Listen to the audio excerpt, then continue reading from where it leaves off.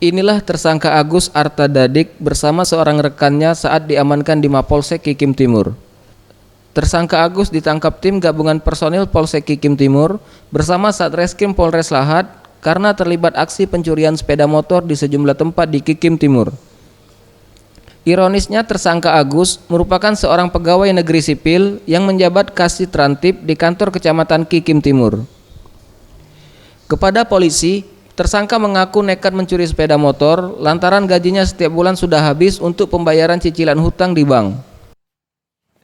Awalnya melakukan PPN yang bayar bank. Nah, apakah Bayar setoran bank. berapa juta? Kalau di BRI itu 27. 27 juta. Tak 27 per bulan. Sementara itu, Kapolsek Kikim Timur, Ibtu Samsuardi mengatakan, modus yang digunakan pelaku dengan cara merusak kunci sepeda motor menggunakan kunci letter T. Sepeda motor hasil curian kemudian dipreteli untuk memudahkan penjualan.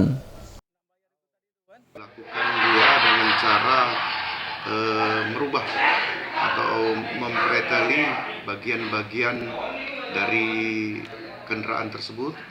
Kemudian Tersangka berikut barang bukti sepeda motor, kunci letter T, knalpot, serta spare part sepeda motor kini masih diamankan di kantor polisi untuk kepentingan penyidikan. Akibat perbuatannya, tersangka dijerat dengan pasal 363 KUHP tentang pencurian dengan pemberatan dengan ancaman hukuman 9 tahun penjara. Zulfikri, Sriwijaya TV.